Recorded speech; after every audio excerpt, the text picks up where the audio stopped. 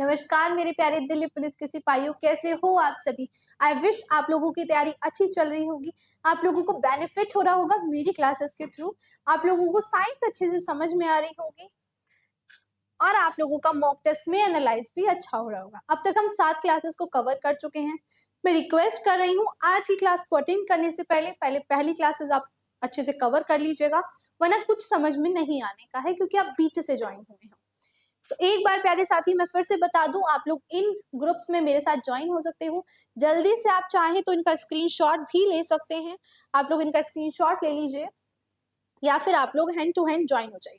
I wish आप लोगों ने स्क्रीनशॉट ले लिया होगा। तो चलिए कर लेते हैं क्लास को स्टार्ट। आज की क्लास में हम पढ़ने वाले हैं डीएनए। मैम डीएनए क्या है? अब सिर्फ हम ओवरव्यू पढ़ेंगे, अभी डिटेल में हम आगे पढ़ेंगे जब इसका प्रॉपर हम चैप्टर पढ़ेंगे, लेकिन अभी ओवरव्यू के लिए मैं बता दूं कि डीएनए क्या है। अच्छा, सबसे पहले अगर मैं बात करूं कि डीएनए की फुल फॉर्म क्या होती है, तो वो होती है प्यारे साथी deoxyribonucleic acid. DNA की फुल फॉर्म क्या होती है? DNA stands for deoxyribonucleic acid. ये आपको फुल फॉर्म पढ़ लेनी है। DNA is a double helix resembling a twisted ladder. अच्छा, अगर आप इस वाली इमेज में इसको अगर आप ध्यान से देखेंगे तो देखो ये क्या लिखा हुआ है, डबल हेलिक्स। हेलिक्स क्या होते हैं? ये वाला एरिया और प्यारे साथ ये वाला एरिया, ये हेलिक्स होता है। ज्यादा बोल्ड हो गया, ये वाला एरिया और ये वाला एरिया हेलिक्स होता है। और इसमें लिखा है डबल हेलिक्स क्योंकि ये दो हैं, ये आपका हेलिक्स है, ये वाला हेलिक्स है और ये वाला आपका हेलिक्स है, इसलिए लिखा है double helix resembling a twisted ladder. Ladder को ट्विस्ट किया हुआ है, दो हेलिक्स है, उनको ट्विस्ट किया हुआ है ताकि इस टाइप का लैडर बन जाए, ताकि इस टाइप का लैडर बन जाए। ये ना आपका एक हेलिक्स, अगर मैं ऐसे कर दूं तो 2 हेलिक्स हो गए। अब देखना, इसको ट्विस्ट किया हुआ है ताकि इस टाइप का लैडर बन जाए। ये रहा इस टाइप का जो लैडर बन जाए, इस टाइप से आप लोगों का ट्विस्ट किया हुआ है, जो आप लोगों की डीएनए की शेप हो जाएगी। अगर आप ध्यान से एक बार फिर से पढ़ेंगे कि डीएनए की शेप क्या होती है, तो 2 आप लोगों के सेम हेलिक्स हैं, अगर आप इनको ट्विस्ट कर देंगे, क्रॉस में ट्विस्ट कर देंगे, तो वो हेलिक्स की शेप, डीएनए की शेप आप लोगों को दे देगा। अब अगर मैं आगे बात करूं कि डीएनए में 4 बेसेस होते हैं, कौन कौन से बेस होते हैं? वो A T C ji, 4 base होते हैं। कौन से? आपका ए, आपका टी, सी, जी। अब बताइए, जो ए है प्यारे साथी वो टी के साथ काम करेगा, जो ए है वो टी के साथ रहेगा और जो सी है वो जी के साथ रहेगा। जो ए है वो आपका टी के साथ रहेगा, जो सी है वो आपका जी के साथ रहेगा। मॉलिक्यूल्स की अगर मैं डिस्कवरी की बात करूं तो वो किसने डिस्कवर किया था? फ्रेडरिक मिश्र ने आपका डिस्कवर किया था। अगर मैं डबल हेलिक्स स्ट्रक्चर की बात करूं तो प्यारे साथी वो वाटसन एंड क्रिक ने डिस्कवर किया था 1953 में। अब ये जो मैंने कॉम्बिनेशन बताए हैं, एक बार आप इस वाली इमेज में भी उनको देख लीजिए। अगर मैं डीएनए के 4 बेसिस की बात करूं तो देखो, ए जो है वो आपका टी के साथ कॉम्बिनेशन में है, जो ए है वो आपका टी के साथ कॉम्बिनेशन में है, और जो सी जी है वो आपका सी के साथ कॉम्बिनेशन में है। फिर इनका रिवर्स करके ये जुड़े हुए हैं, टी ए के साथ है और सी जी के साथ है।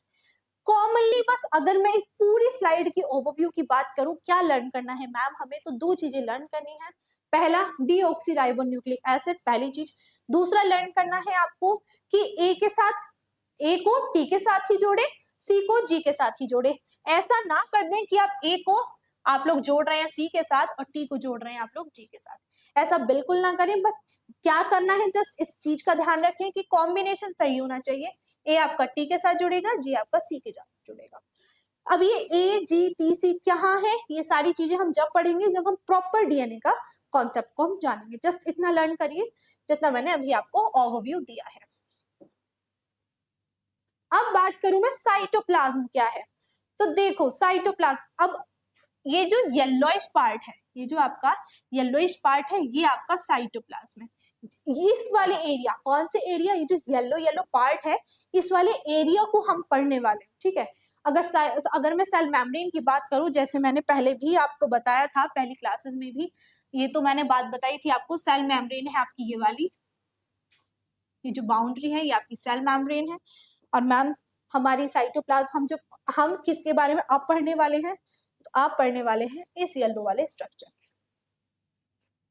Part parts between plasma membrane and nuclear envelope. ये वो पार्ट है जो साइटोप्लाज्म है, वो पार्ट है किसके बीच का, प्लाज्मा मेम्ब्रेन और प्यारे साथी न्यूक्लियर एनवेलप के बीच का, ये वो पार्ट है। Cell organelle present in cytoplasm. जो सेल ऑर्गेनली है वो कहाँ प्रेजेंट करती है, वो आपकी साइटोप्लाज्म में प्रेजेंट करती है। जो सेल ऑर्गेनली है वो कहाँ प्रेजेंट करती है, वो प्रेजेंट करती है, वो कहाँ रहती है, वो आपकी साइटोप्लाज्म में रहती है। Cytosol aqueous ground. जो साइटोसोल, अगर मैं बात करूं साइटोसोल क्या है, तो वो एक्वस ग्राउंड सब्सटेंस है किसका, साइटोप्लाज्म का। जो साइटोसोल है वो एक्वस ग्राउंड सब्सटेंस है किसका, साइटोप्लाज्म का। साइटोप्लाज्म इंसुलेशंस, ये क्या है, non living component, pigment, nutrition etcetera in cytoplasm. ये है आपका साइटोप्लाज्म के बारे में।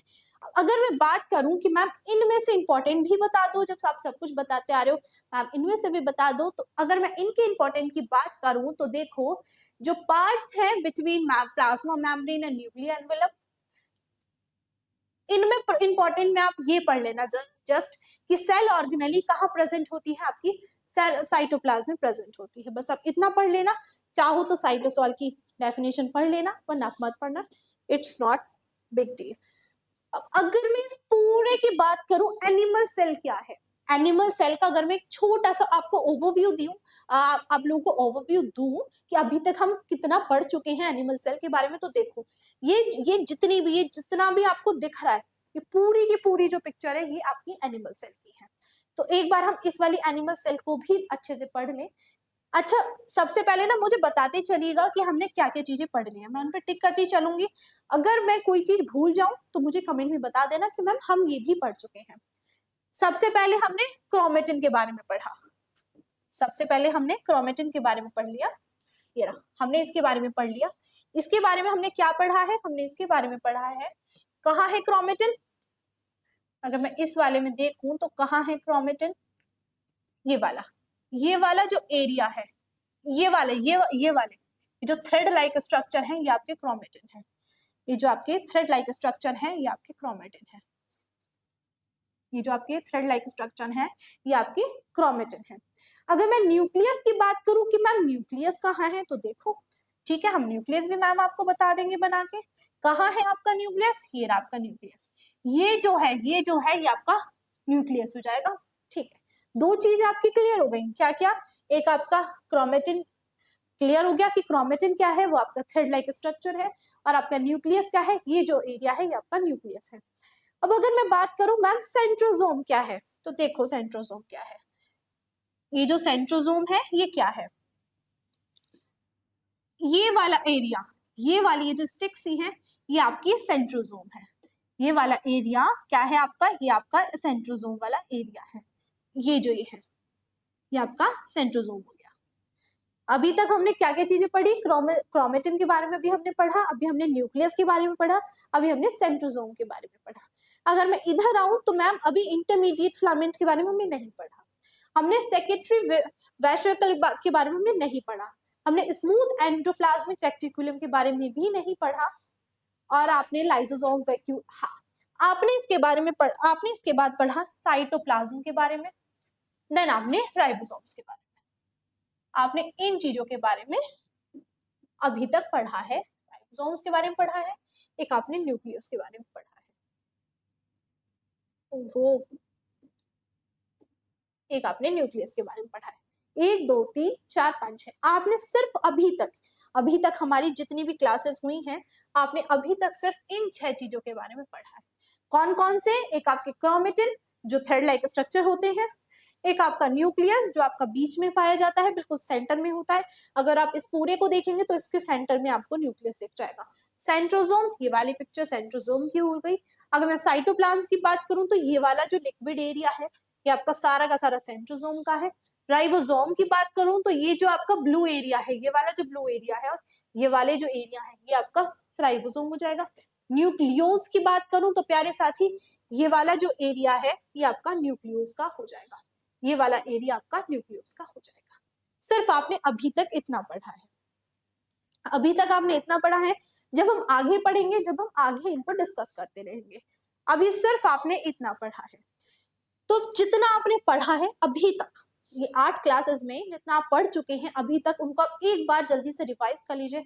आई विश आप लोग प्रॉपर नोट्स बनाते जा रहे होंगे, प्रॉपर आप लोग स्ट्रैटेजी आप लोगों ने बनाई होगी जो आपको अच्छे से कवर करनी थी आपकी साइंस के थ्रू। बाकी मैं क्लासेस कराती आ रही हूँ, आप जस्ट एक बार फिर से रिवीजन कर लीजिए सारे अपने नोट्स का, देन हम आगे की क्लासेस कंटिन्यू करते जा रहे हैं। बस मेरी आप सभी साथी से एक एक आप लोगों से अपील है, आप लोगों से जस्ट एक रिक्वेस्ट है कि आज की क्लास को जब देखिएगा जब पहली क्लास देख लें। जस्ट अगर कोई नया बच्चा है एकदम आज की क्लास में मत आइएगा, आपको समझ नहीं आने का है जब तक हम नया टॉपिक स्टार्ट ना कर दें। अभी कुछ दिनों बाद मैं टिश्यू स्टार्ट करूंगी, किसी बच्चे का बैकलॉग रह गया है तो आप लोग उसको धीरे धीरे कवर कर लेना। आप लोग ज्वाइन हो सकते हैं जब मैं टिश्यू स्टार्ट करूंगी। अभी सिर्फ हम सेल पढ़ रहे हैं, ओवरव्यू अभी तक हमने पढ़ चुके हैं। आगे की क्लासेस में हम सेल को जल्दी ही कंप्लीट कर देंगे, देन हम अपने टिश्यू पर सफल हो जाएंगे।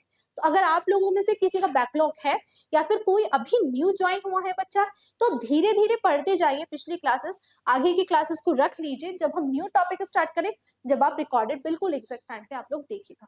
तो प्यारे साथी बस इतना ही था मेरे थ्रू आज की क्लास में। चलिए तब तक के लिए पढ़ते रहिए, सीखते रहिए, मिलते हैं कल। Thank you.